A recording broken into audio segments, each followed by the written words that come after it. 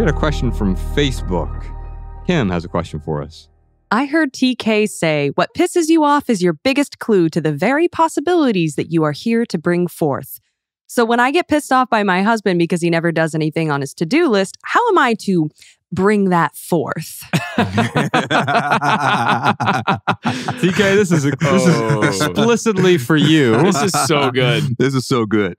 I think that phrase, bring something forth, is probably a little bit more metaphysical and mystical sounding than I intended it to be. It's kind of like we had a conversation the other week where I said manifestation is a perfectly fine word that's only guilty by association. It just means to produce.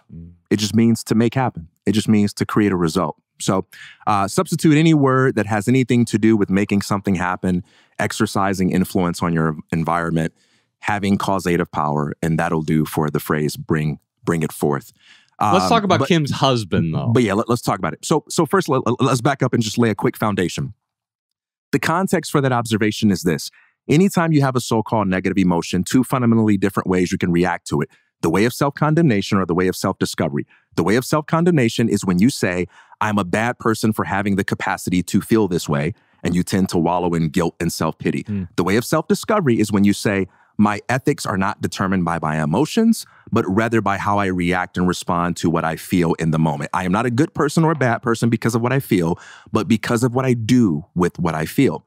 And I'm encouraging people when they feel anger, don't wallow in guilt and self-pity, but instead use it as an opportunity for self-discovery because your anger reveals to you something about your priorities, your preferences, and your principles. How can we know this?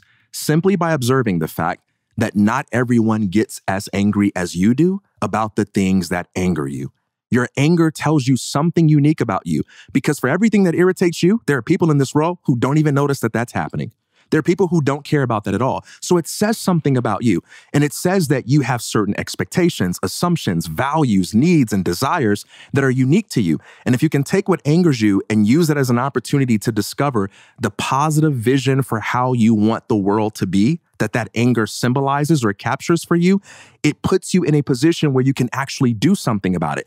Not just because you have a positive vision, but because since you are the person that gets angry about that, you actually will have the energy and the motivation to do something about it. So if it annoys you that people are messy and unorganized, that means you have a passion for order. You have a passion for the value of neatness. And when you see something that conflicts with that, it bothers you. When you see people being mean to each other and that angers you, that means you have a passion for kindness and humanity and dignity and generosity.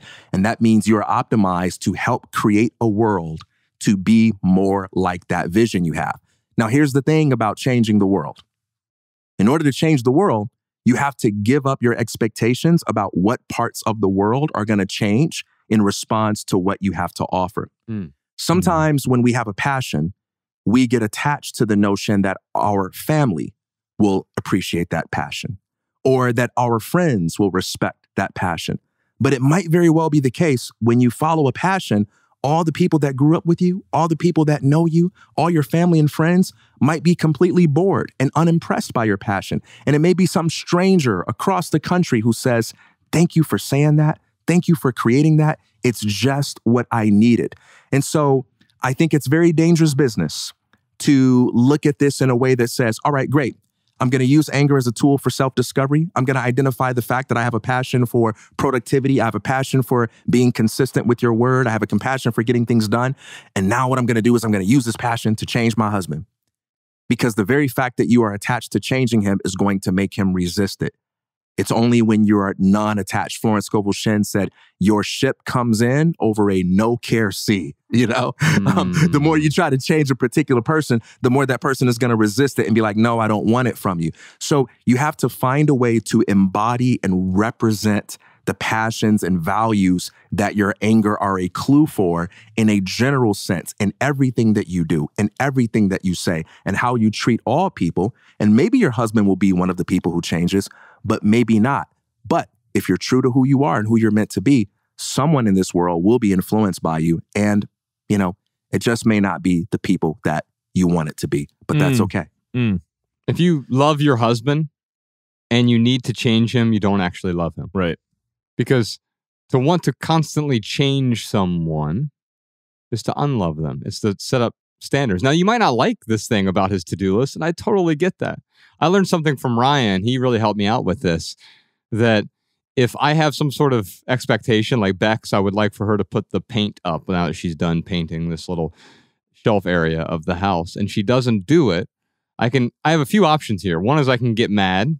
Yeah. And then just go stew in a room by myself. Go punch a hole in the wall. Right. Show that wall who's boss. Yeah. I can rage. That's another outcome.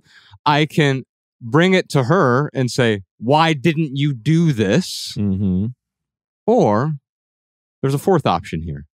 Why not do it myself? Amen. Right? If it's my problem, why don't I put up the paint? Why don't I do the to-do list? So maybe it's not that there is a to-do list that I've given to her that she now needs to complete. Mm-hmm. Maybe she needs help with that to-do list in order to live up to my standards that I'm setting. Because maybe she's already living up to her standard. And if she did need help, I know she'd ask. Yeah. You know, can I say one more thing on this? Is I think if we understand just how much our own anger says something about our unique form of brilliance and beauty, that anger can then be turned into inspiration.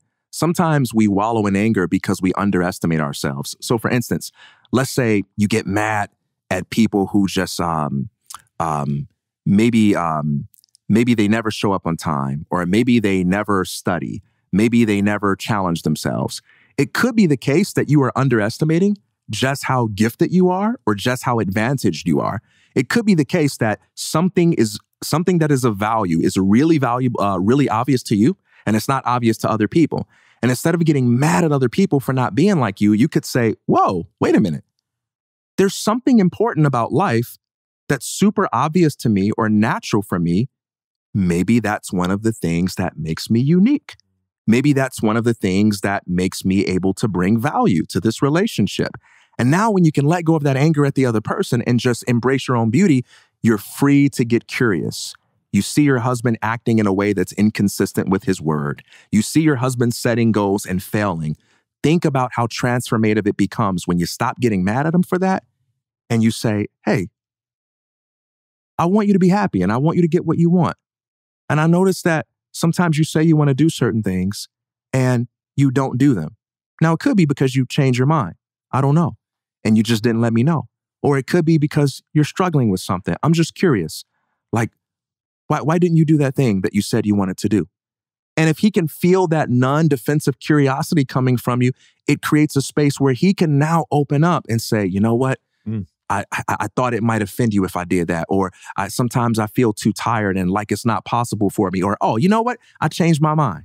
I don't even want to do that anymore. And it creates an opportunity for you to be closer to a position of inspiring him than just being angry. Because that anger, if you wallow in it, will alienate you. But if you can understand it in a way that says something about your values, it transforms into curiosity and it's easier to inspire the people around you. Did you enjoy this standalone Patreon highlight? If so, you can listen to full episodes of the Minimalists private podcast available exclusively on Patreon. Visit patreon.com/theminimalists or click the link in the description. Your support keeps our podcast and YouTube channel 100% advertisement free.